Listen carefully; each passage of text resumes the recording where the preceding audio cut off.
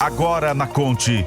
A notícia em tempo real, como você gosta. Agora na Conte. Entrevista, trânsito, os bastidores em Brasília, esporte. Tudo o que você precisa saber agora na Conte. E no portal Leia Agora.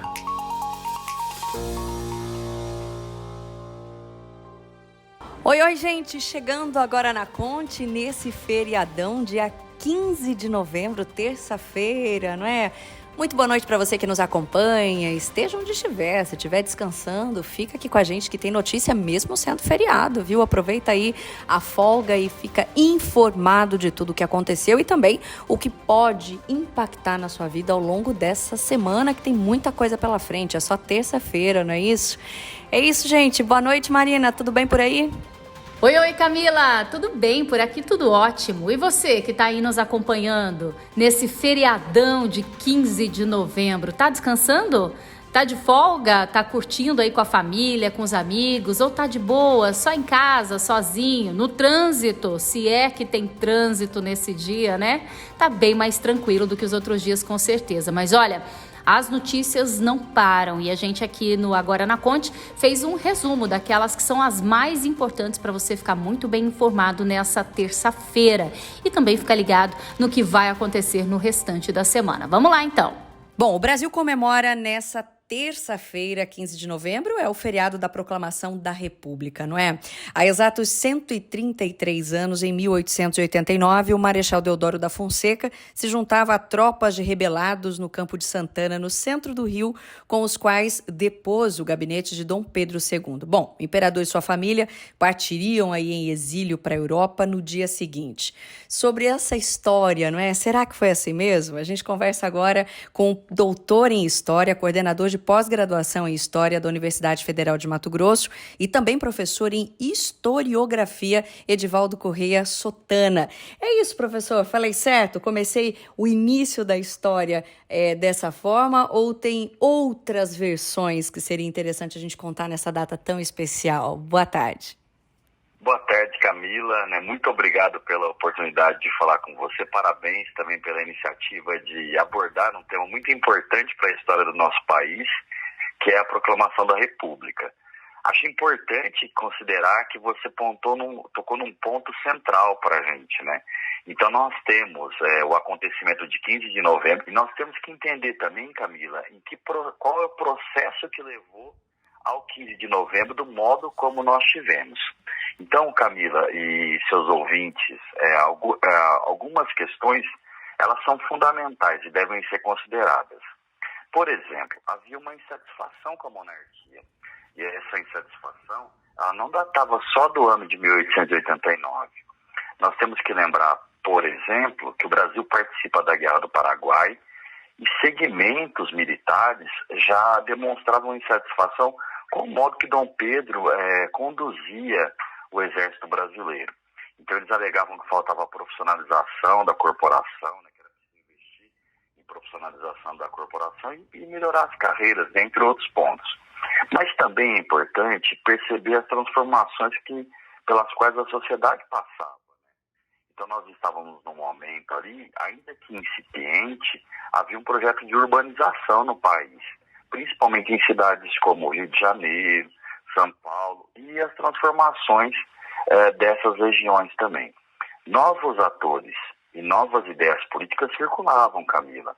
Um ponto importante é que durante o período colonial, o eixo econômico do Brasil foi basicamente primeiro no Nordeste brasileiro e depois na região de Minas Gerais com a extração de ouro. No Nordeste com a produção de plantio de cana e produção de açúcar. No século XIX, esse eixo econômico passa para o Sudeste. E esta elite econômica do Sudeste, ela não tinha a mesma representação política que de outras regiões. Então, Camila, é importante falar, sim, da participação do Marechal Deodoro da Fonseca e do 15 de novembro, né, do ato em 15 de novembro que leva à deposição do imperador, mas é fundamental perceber as transformações que ocorreram no país, os novos atores, as ideias políticas que eles tinham e alguns segmentos em específico, como os militares, estando muito insatisfeitos com a monarquia. Eu acho que esse conjunto ajuda a explicar a proclamação da República também, tá? E, professor, é importante a gente ressaltar que é uma data que eu até fiz um teste conversando com pessoas, né, do modo geral, adultos, crianças, e enfim, nem todos se lembram ou muitas vezes confundem essa data a ponto de perguntar que dia, não é, que se comemora hoje, não é? 15 de novembro, mas é a proclamação, mas não, assim, não tem, ela não tem, ao contrário do grito do Ipiranga, não é, de Dom Pedro I no 7 de setembro, não teve não tem esse glamour, não sei se essa é a palavra certa, né? A gente pode dizer, não tem esse prestígio no calendário cívico brasileiro. A gente não tem desfiles, a gente não tem, né, os desfiles escolares, não tem essa questão. Eu até considero uma festa bem tímida, não é? Ignorada aí por muita gente, não é? Se aproveita o feriado, mas não se sabe exatamente a relevância dessa data, não é? Exatamente, Camila. Daí é tão importante, né, esse tema ser debatido em emissoras de rádio, como vocês estão fazendo. É muito importante ele ser debatido em diferentes meios de comunicação, ser tratado para além da escola, né? Então, além do ensino de história que a gente apresenta nas escolas, é fundamental que esse tema apareça nos meios de comunicação e seja debatido pelas pessoas, porque, de fato, você tem razão. No 7 de setembro a gente tem uma mobilização cívica maior, né? E no 15 de novembro a gente não tem essa mesma mobilização do vulto que a gente percebe em comemorações anteriores. E é uma celebração muito significativa, que a gente celebra o nosso regime político, né? Então, como você lembrou no começo da nossa conversa, o 15 de novembro, ele muda o regime do país.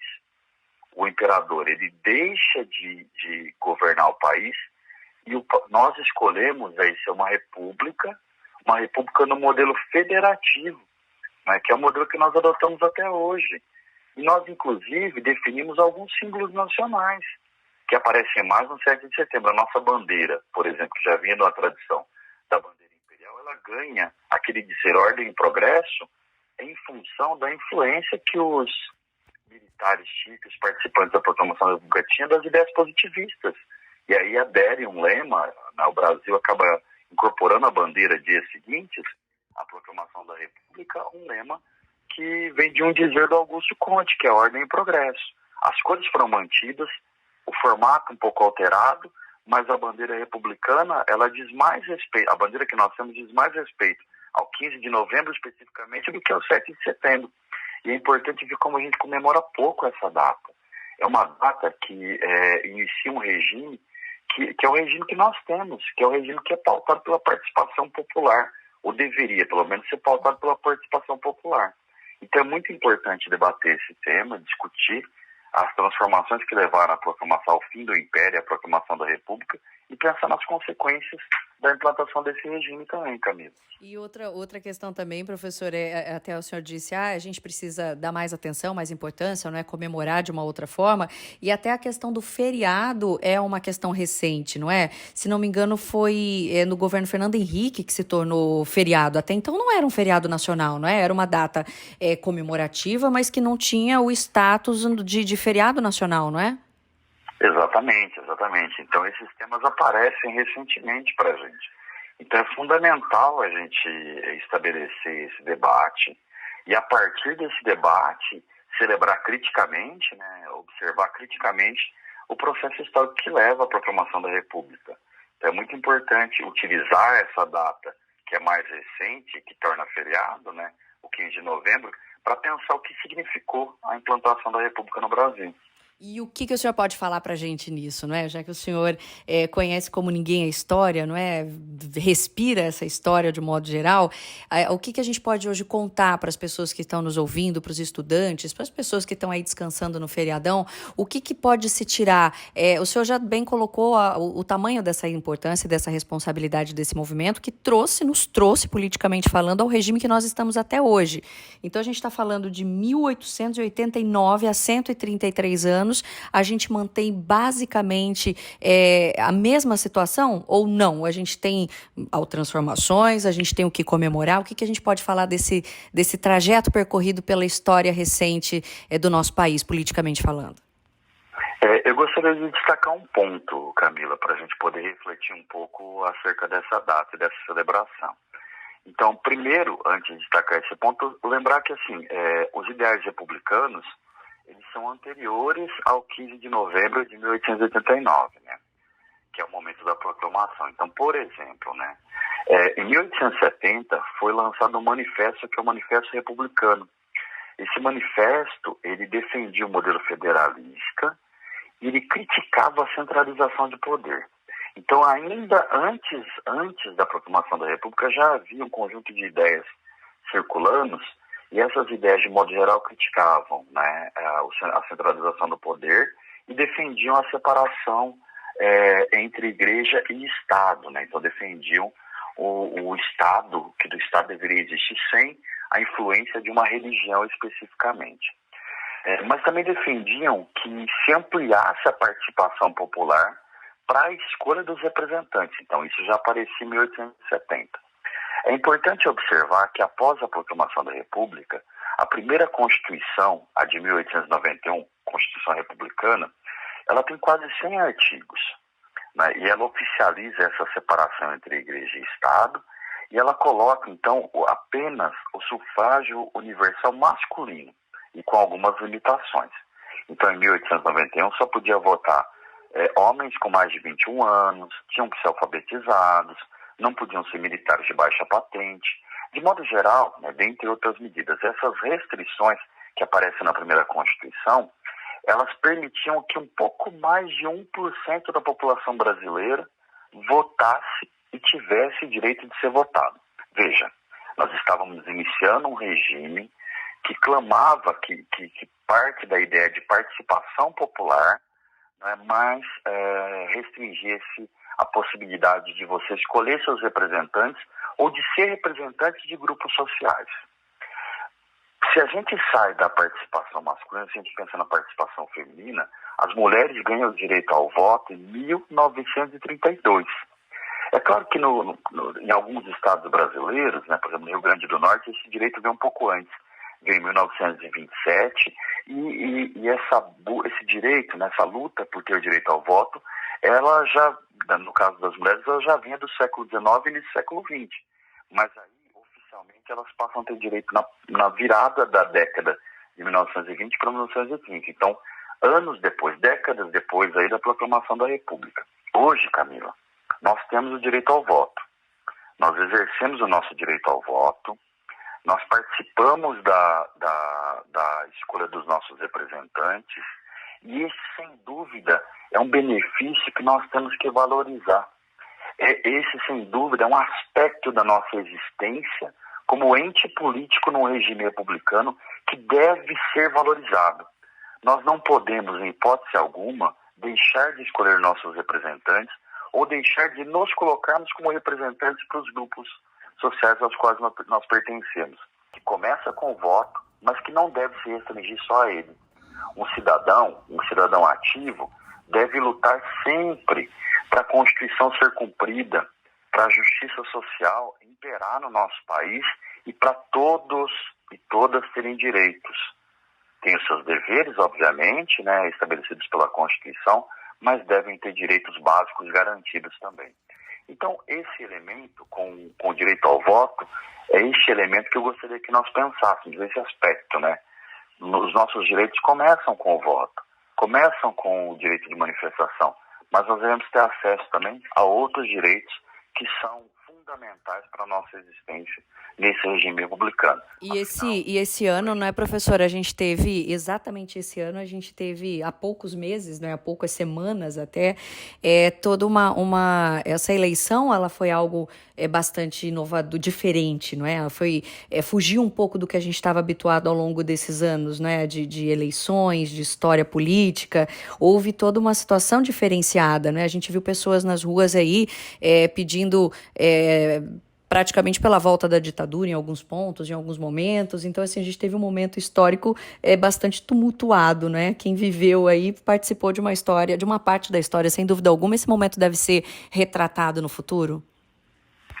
E é importante, né, aproveitar o que aconteceu nesses últimos dias para a gente debater, para a gente discutir, para demonstrar com base em dados, com base em elementos, com base em documentação consistente, quais foram as características da ditadura, né? E demonstrar o que significa solicitar o retorno à ditadura, né? Acho que este momento deve levar à reflexão sobre a importância do voto e a importância de você ter o direito de escolher os seus representantes. Numa ditadura, isso não é possível. Isso não é possível. Então, a própria ideia de ditadura, ela contradiz o que é a essência do regime republicano, que é a possibilidade de todos e todas participarem.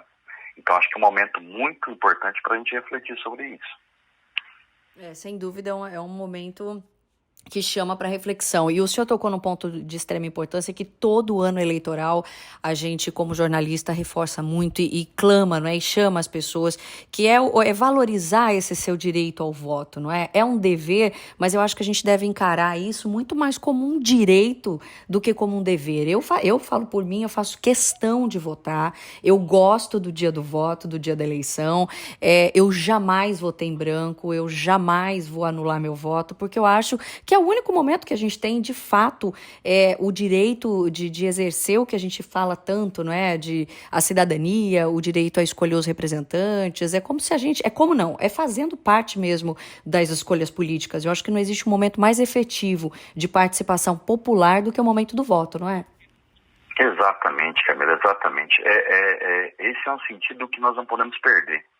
Porque existe uma distinção, e ela tem que ficar clara, entre o que é a nossa esfera privada. Então, por exemplo, eu na minha casa, você na sua, as decisões que nós tomamos, né, na esfera privada, e o que é a esfera pública. E essa esfera pública nós construímos coletivamente.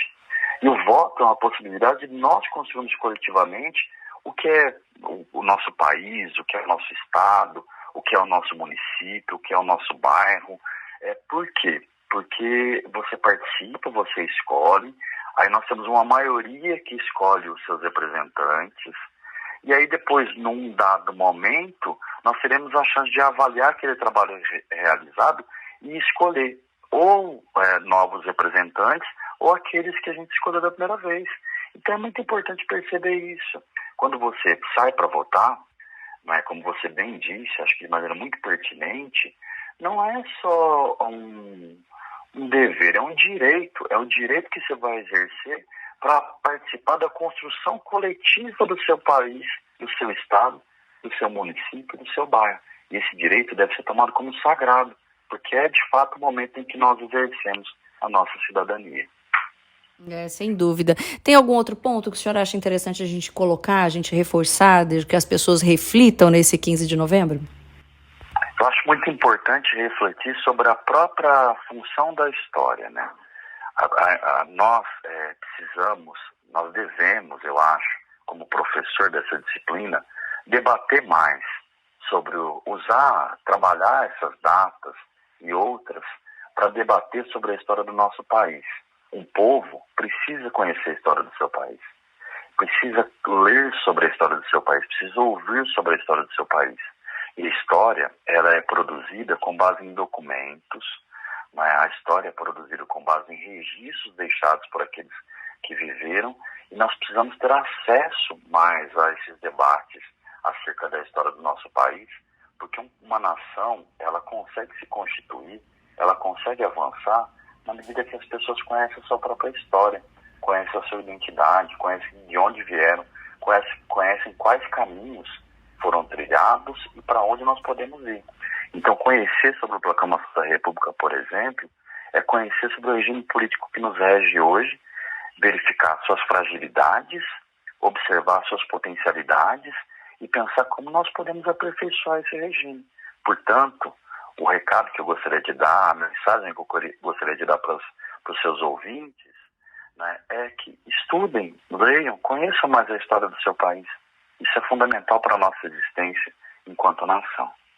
Que não levem essa questão do estudo, né? É um outro momento também que a gente precisa refletir bastante ao longo da pandemia, né, professor? O senhor, como literalmente, né, estando à frente né, nessa questão didática, o quanto mudou, o quanto deixou claro as dificuldades, as fragilidades, né? Em especial nos ensinos fundamental, o tanto que as crianças sofreram com esse momento. Eu fico imaginando como é que vão chegar aí num nível superior, não é? Como é que vão se interessar em se formar em novos professores de história, em novos professores que queiram se graduar, procurar seguir uma carreira acadêmica, né, voltado para a história história de um modo geral. Exatamente, a pandemia impactou muito, né? Impactou assim, diretamente com o número de mortes que nós tivemos em nosso país, impactou porque afetou a vida das pessoas, as atividades econômicas e afetou o sistema de ensino. É fundamental nós olharmos para as crianças do ensino da educação básica, de modo geral, educação infantil, as crianças que estavam se alfabetizando, educação, ensino fundamental, ensino médio. É fundamental olharmos para esses ciclos de ensino, pensarmos na necessidade de darmos uma atenção muito, muito especial para todos e todas. A educação deve sempre ser o projeto central de uma nação que se quer forte. E a pandemia mostrou como isso é ainda mais necessário no nosso caso. Então é importante que os governantes olhem para o sistema de ensino, olhem para os diferentes níveis de ensino e valorizem os profissionais da educação, que foram fundamentais para a existência do ensino e são fundamentais para a existência do ensino sempre, e invistam pesadamente nos diferentes níveis de ensino. Porque sem educação nós não conseguiremos avançar como nação também, Camila. Não, sem dúvida. O senhor é professor em historiografia. É a questão dos documentos, professor, é isso? Até explica pra gente um pouquinho. Exatamente. Nós trabalhamos com os documentos, né? Então, nós discutimos com os alunos o modo como nós trabalhamos com os documentos, o modo de analisar criticamente os documentos, o que são documentos, quais são as diferentes tipologias, como que nós podemos acessar os arquivos. Enfim, nós debatemos de modo geral como se produz o conhecimento na área de história. E debatemos como se produzia, como os gregos produziam o conhecimento há mais de 2000 anos e como nós mudamos a forma de produzir conhecimento de lá para cá. Então, 2 pontos são centrais nessa disciplina que eu ministro, né? O trabalho do historiador e da historiadora com os documentos e o modo como esse trabalho muda ao longo do tempo, Camila. E como que muda? Como que o senhor pode falar de uma diferença do que o senhor já viu e do que o senhor vê hoje?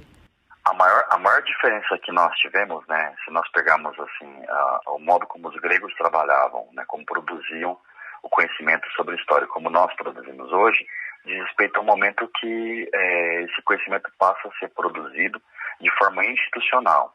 Então, no século XIX, nós temos as primeiras cadeiras, né, as primeiras cátedras, nós chamamos assim, sobre história, né, sobre a disciplina de história, que são implantadas em universidades europeias, universidades que são já seculares, né. Até então não era um tema que aparecia nas universidades. Com a institucionalização desse conhecimento na área de história, aí nós temos um olhar mais crítico ao documento, mais criterioso. E aí ela começa a ter uma outra função. Ali nós dizemos, Camila, no século XIX, que é o nascimento da história enquanto ciência. De outras ciências também, mas como nós estamos falando da nossa, é o nascimento da história como ciência. Hoje, a gente vê muitas pessoas produzindo conhecimento, falando sobre temas e às vezes sem ter base em documentos. Então, nós estamos percebendo, com a ascensão das redes sociais, sobretudo, né, uma facilidade para as pessoas falarem acerca do passado, mas muitas vezes nós observamos que estas falas e essas observações não têm lastro e não se sustentam em documentos. Eu costumo dizer para os alunos o seguinte: nós só conhecemos o passado porque alguém deixou um vestígio desse passado para a gente. Este vestígio pode vir de diferentes formas. E esses vestígios nós chamamos de documentos e são fundamentais para o conhecimento do passado. Sem documentos, a gente não consegue conhecer os acontecimentos, as dinâmicas, os fatos que ocorreram no nosso passado. Então é importante atentar para as formas como nós estamos falando da história hoje, sobretudo em redes sociais, e perceber se as pessoas estão falando com base em documentação, né, se estão indicando de onde está essa documentação.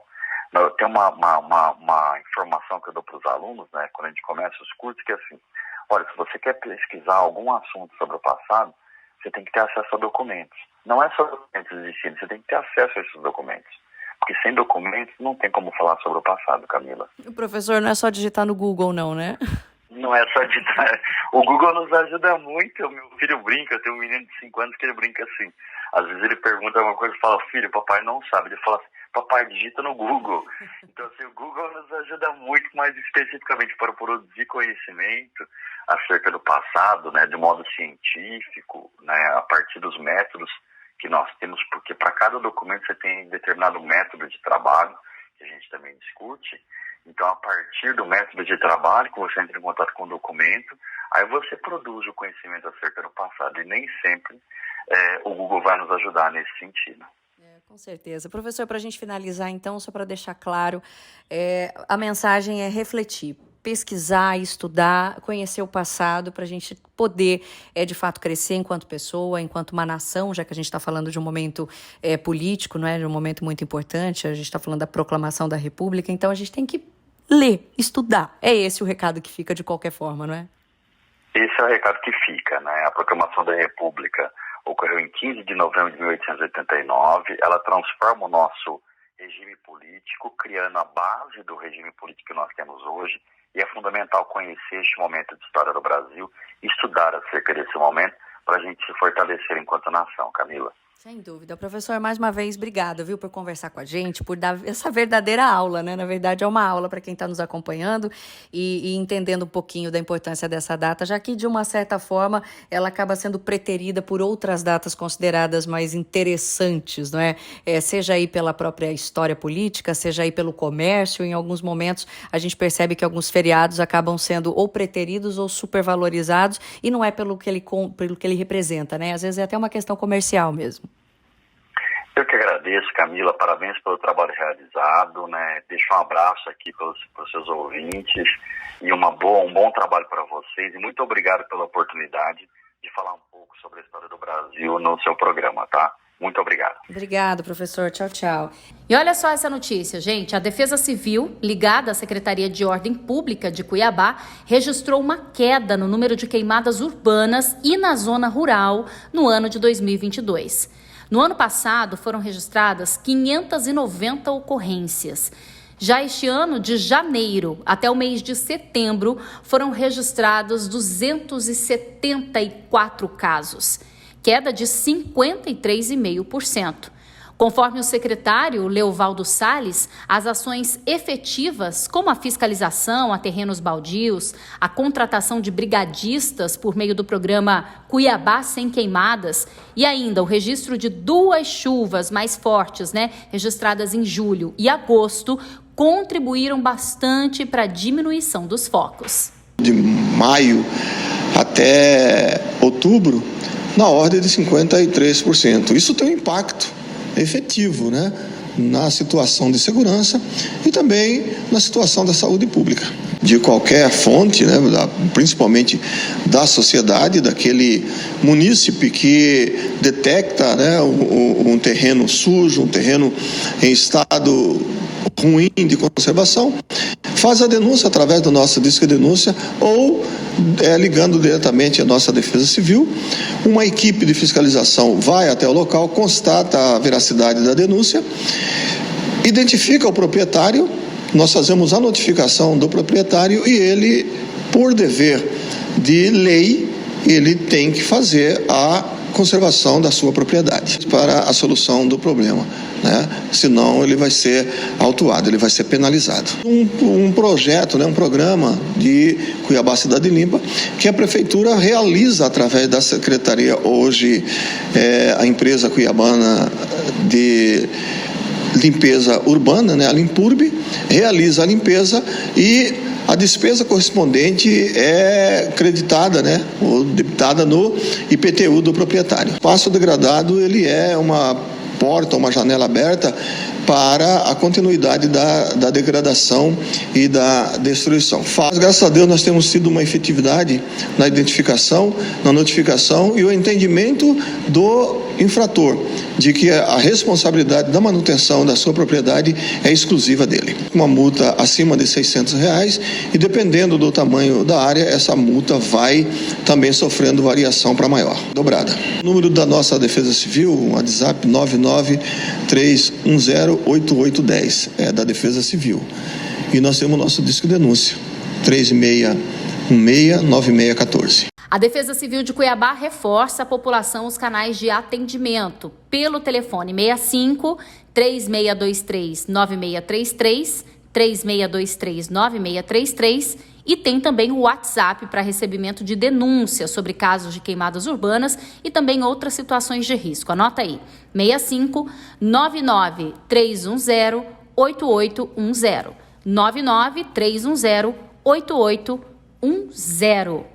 Bom, outras situações você também pode mandar, outras denúncias, pelo Disque Denúncia da Secretaria de Ordem Pública. Tem um outro telefone, é o 65 3616 9614, 3616 9614. Esse atendimento do Disque Denúncia é importante você saber que funciona de segunda a sexta-feira, das 8 às 6 da tarde. Ou ainda pelo 193 do Corpo de Bombeiros. Lembrando que esse atendimento, portanto, de denúncias da Secretaria não funciona hoje no feriado. Então é isso, vamos para o intervalo. Na volta tem mais notícia por aqui, é rapidinho. Agora na Conte. Volta já!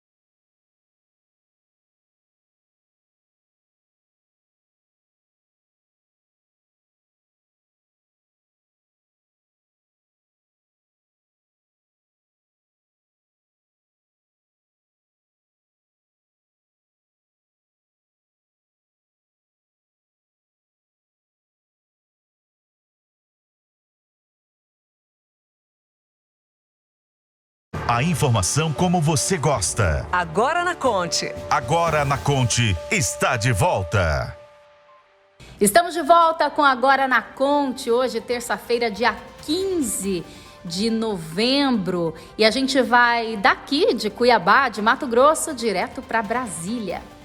Agora na Conte. Os bastidores em Brasília.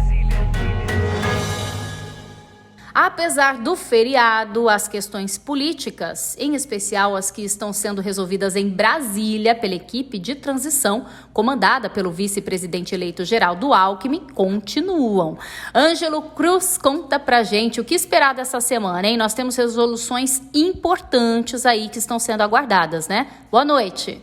Oi Marina, Camila, muito boa noite para vocês, boa noite para todo mundo. Semana de muita expectativa aqui em Brasília, a começar pela direção do União Brasil, que deve se reunir nesta semana para decidir a posição do partido com relação ao governo de Luiz Inácio Lula da Silva. Não se tem um dia ainda definido, mas a tendência é que de fato seja nesta semana essa reunião. Quem indicou também um caminho para costurar esse acordo foi a presidente do PT, Gleisi Hoffmann. Acontece o seguinte, né? A maioria da bancada federal defende apoiar o novo presidente e aceitaria compor o governo com cargos de primeiro e segundo escalões. O partido elegeu 59 deputados federais e terá 10 senadores a partir de 2023, e essa é também a posição do presidente da legenda, Luciano Bivar. O partido, no entanto, tem quadros importantes que fazem oposição a Lula, como o senador eleito Sérgio Moro e o secretário-geral da legenda, Antônio Carlos Magalhães Neto. A tendência é de que o partido abra exceções nesses casos para que possam continuar se manifestando contrariamente ao futuro governo. Também se falava na possibilidade, uma vez que tivesse esse acordo entre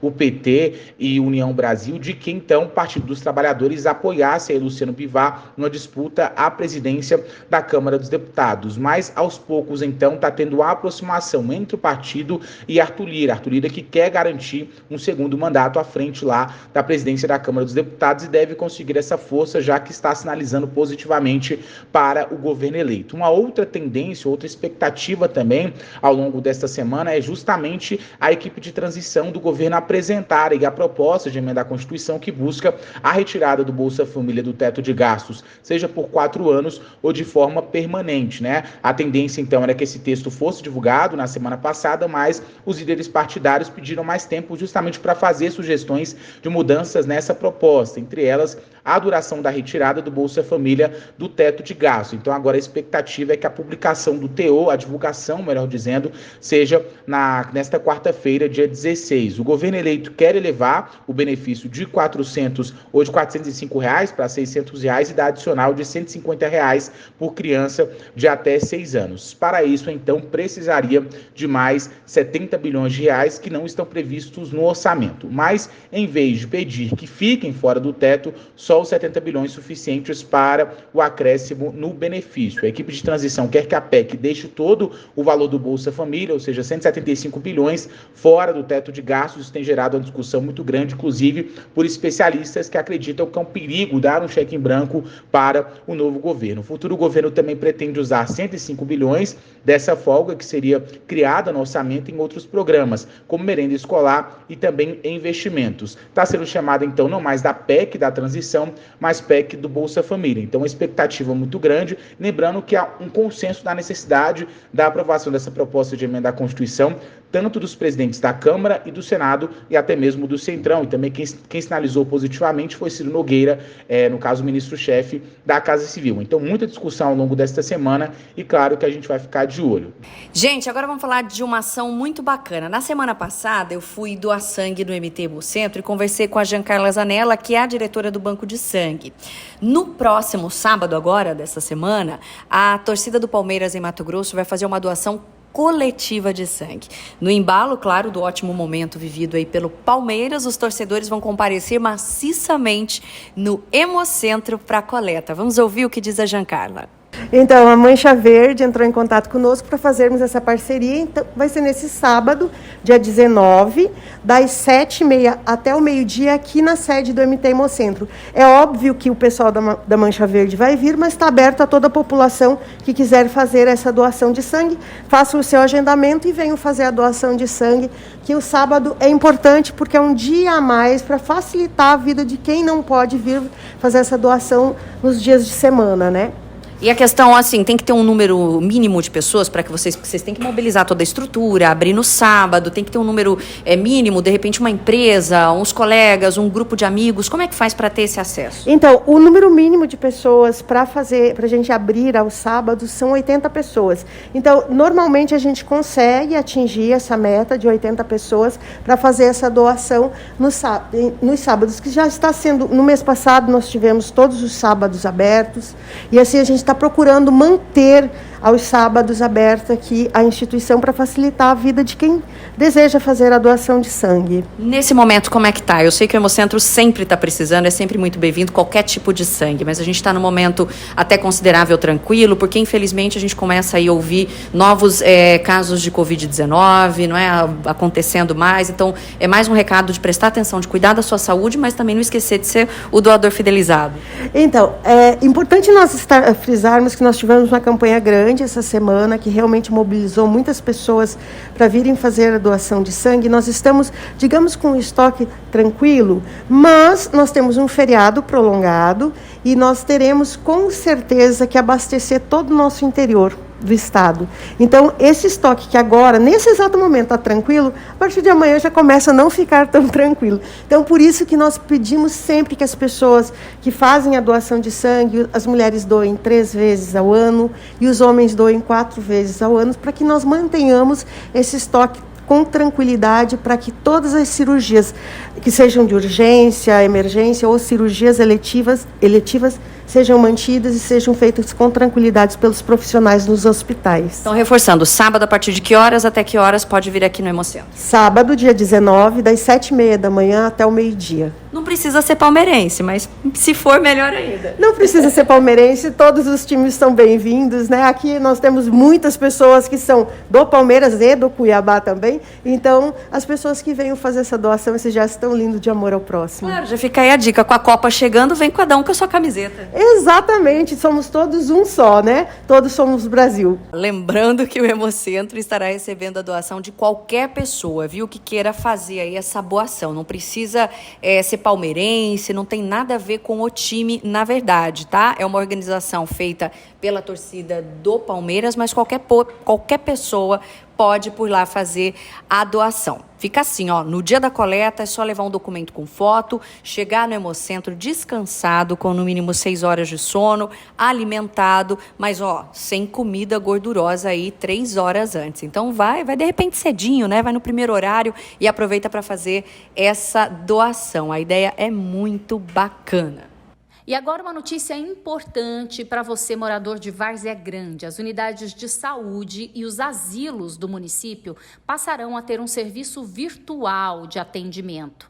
A medida é reflexo de um projeto de lei de autoria do vereador e agora deputado estadual eleito, Fábio Tardim, do PSB.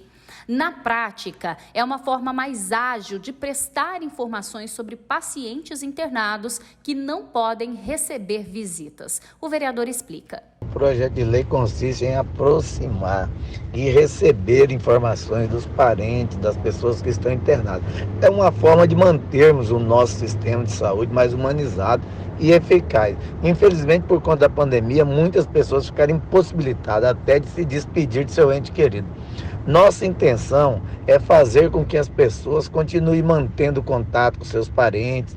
Isso já foi até comprovado cientificamente que ajuda o tratamento das pessoas hospitalizadas.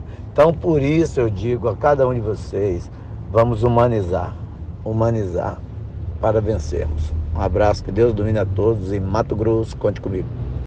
As informações serão repassadas preferencialmente por meio de aplicativos de mensagens, o WhatsApp, por exemplo, que deve ser o mais utilizado, uma vez por dia até às 18 horas. É como se fosse aquele boletim, mas divulgado diretamente por meio digital. Há também a necessidade de notificações de forma imediata em casos em que há necessidade da presença da família, não é? Aí não vai ser só até às 18 horas, vai ser em qualquer horário. Necessidade, por exemplo, em caso de óbito, autorização para procedimentos mais urgentes, transferências, informações sobre essa transferência e também alta médica. De qualquer maneira, já é um grande avanço. Hoje a gente tirou o dia para atualizar, não é? Toda a questão de saúde, que é muito importante, né? Seja de vacinação, seja de doação de sangue, enfim, fiscalização de terreno, que tudo tem a ver com a nossa saúde também. E o que eu vou falar agora pode não ser necessariamente ligado a um posto de saúde, por exemplo, mas tem a ver com a nossa saúde, sim. Já estão em vigor, viu, as novas normas definindo a identidade e também qualidade para a venda de carne moída no Brasil.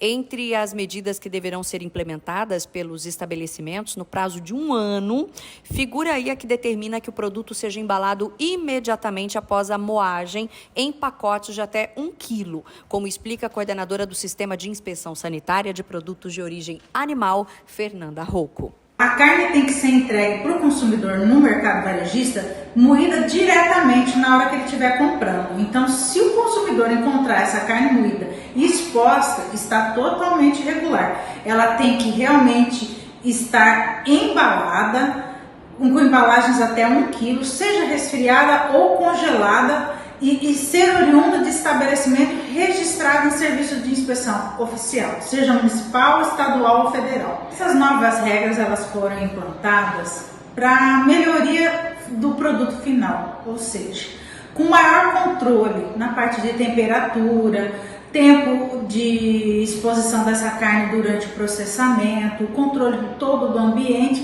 significa que esse produto vai ter uma menor contaminação e isso aumenta o prazo de validade do mesmo, a qualidade deste produto. É isso, gente. Então, caso você encontre aí a carne moída exposta em vitrine, seja no supermercado, seja no açougue que você costuma comprar, é preciso denunciar, entrar em contato com a vigilância sanitária do seu município. Lembrando que é uma questão mesmo de saúde pública e aconteceu muitos problemas, como a própria Fernanda explicou aí, a importância de ter essa inspeção. Então, é isso. Pede para moer a sua carninha moída aí na hora, viu?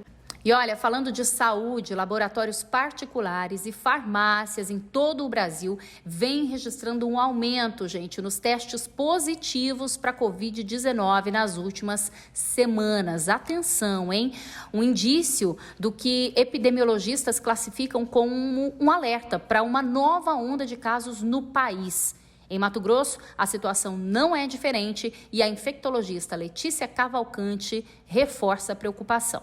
Vejam bem, no painel informativo último que a gente tem liberado pela Secretaria de Estado, de 17/10, a gente observa que nos últimos 14 dias, a partir de 17/10, tínhamos 58 casos por 100 mil habitantes e uma incidência de 1,66 casos nos últimos 14 dias. Agora a gente abre o painel em tempo real da Secretaria aqui, do painel de Covid da Secretaria de Estado, nós já temos agora 94 casos por 100 mil habitantes e a incidência subiu de 1,66 para 2,70 casos de incidência nos últimos 14 dias. Ou seja, dobraram o número de casos de Covid. Acredito que em breve a Secretaria de Estado vai emitir um alerta com esses números de casos que dobraram e um novo painel epidemiológico. E então, a gente observa, sim, que aumentaram os números de casos de Covid em Mato Grosso. Nós já temos notícias, notificações de que há um alerta da Fiocruz para 4 estados que já estão definidos como alta de casos: Amazonas, o Rio de Janeiro, São Paulo e Rio Grande do Sul. Entretanto, a gente sabe que o Covid aqui no Brasil, ele está com um comportamento sazonal e, diferente dos vírus da gripe, dos outros vírus que aumentam no inverno, ele tem aumentado em 2 períodos por ano.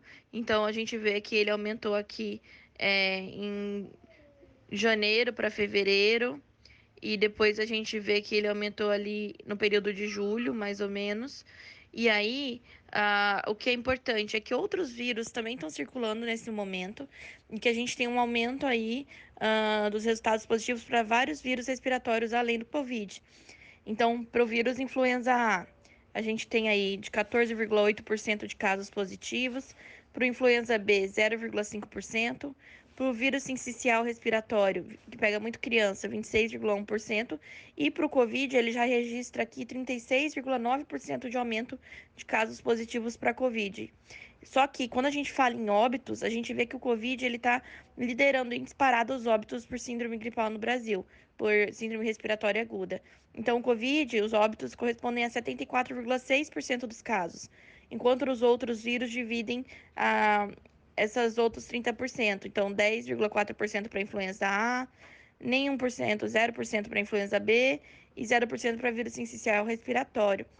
Então, é importante a gente entender que o Covid ainda é um vírus que lidera a mortalidade, né, dos casos de síndrome gripal e que existem outros vírus que estão circulantes também e que vai sim ser apontada agora pela SES, com certeza, uma alta dos casos do vírus Covid, como eu comentei com vocês. E por isso é que é importante, uma das medidas que eu creio que seja mais importante é a vacinação.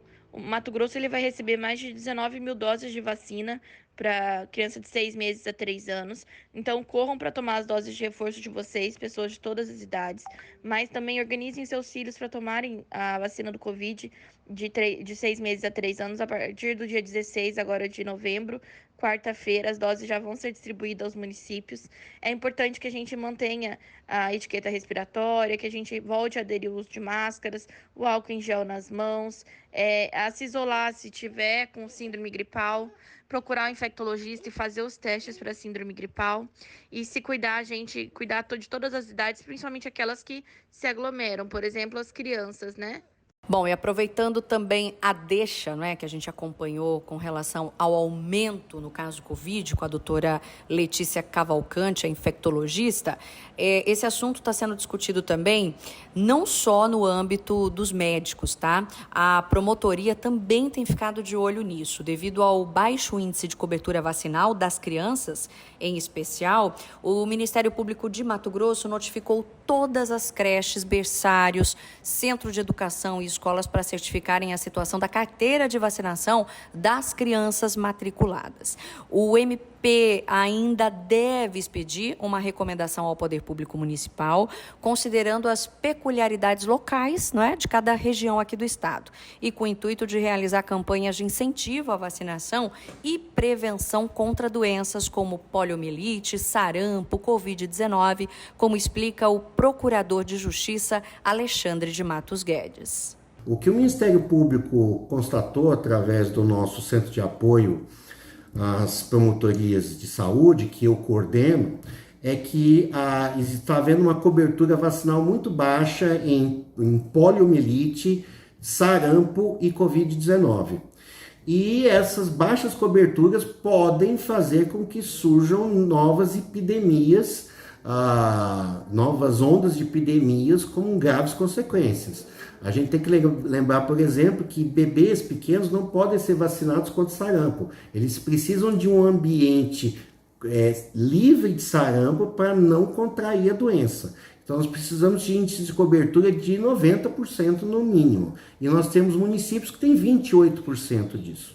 Então, o que o Ministério Público está iniciando a partir desse momento é um esforço conjunto em que nós vamos conversar com outros órgãos, nós vamos agir de maneira prioritariamente orientativa, mas se for o caso, as promotorias dos municípios vão agir com ações judiciais, se for necessário, porque nós temos que lembrar o seguinte: não há nenhuma grande dificuldade em se fazer esse tipo de serviço. Eu quero lembrar que Mato Grosso tem 37 milhões de cabeças de gado e nenhuma delas é exportada ou abatida sem que ela esteja devidamente vacinada. E Mato Grosso tem mais ou menos 3 milhões e 400 mil pessoas, quer dizer, menos de 10%. Quer dizer, é uma vergonha que no Mato Grosso se dê mais importância à vacinação de gado do que de gente. Como o Ministério Público é defensor da dignidade humana, ele se importa mais com as pessoas, até por determinação constitucional,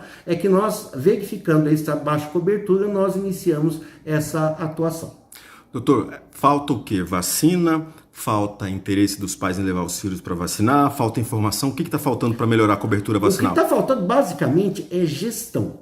Porque é o seguinte, os gestores, eles, assim, comprar um trator, fazer uma estrada, construir uma obra, isso é fácil. Você faz um contrato, você paga uma empreiteira, ou você compra numa loja, tudo. Mas a vacinação é basicamente gestão. Você tem que buscar as pessoas, você tem que convencer as pessoas, você tem que orientar as pessoas. É um trabalho cotidiano cotidiano e diário e educacional. E isso demanda eficiência de gestão.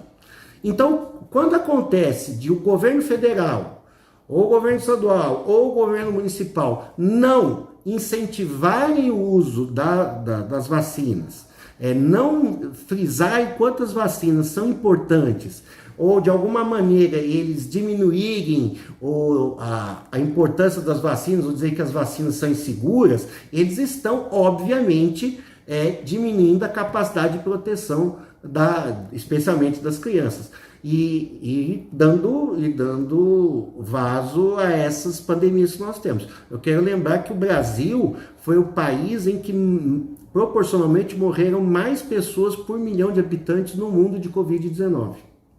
E também lembrar o seguinte, que as crianças não são propriedade dos seus pais. Elas são pessoas autônomas, detentoras de seus próprios direitos, de sua própria alma imutável.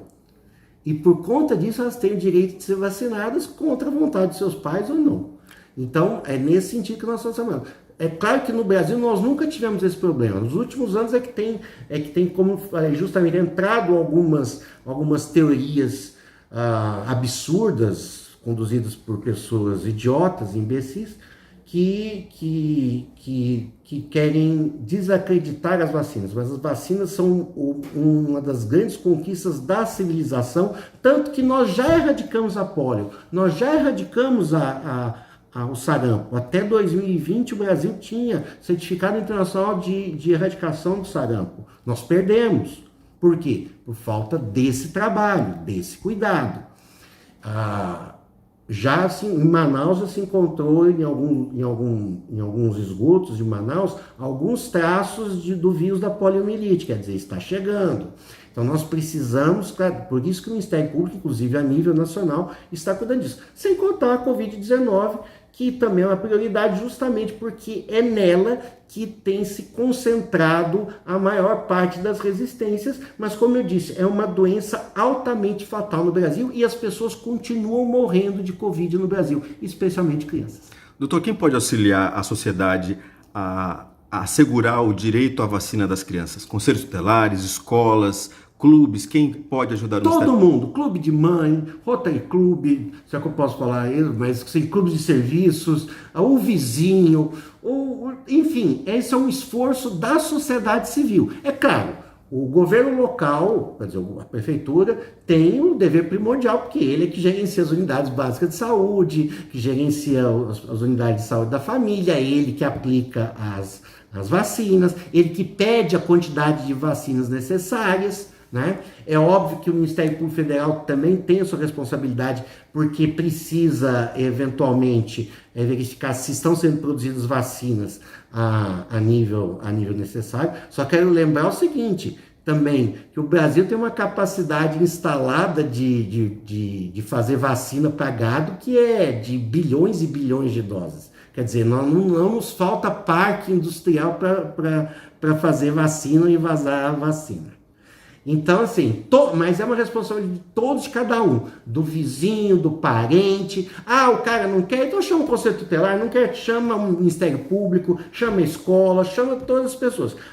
A última coisa que a gente quer são ações judiciais contra os pais. Nós não queremos isso, mas, eventualmente, se nós chegarmos a esse ponto, também temos essa opção. Quer dizer, a pessoa não pode ser egoísta a ponto de querer impor a sua vontade, a sua versão dos fatos, a sua chamada liberdade, ao ponto de escravizar os seus próprios filhos.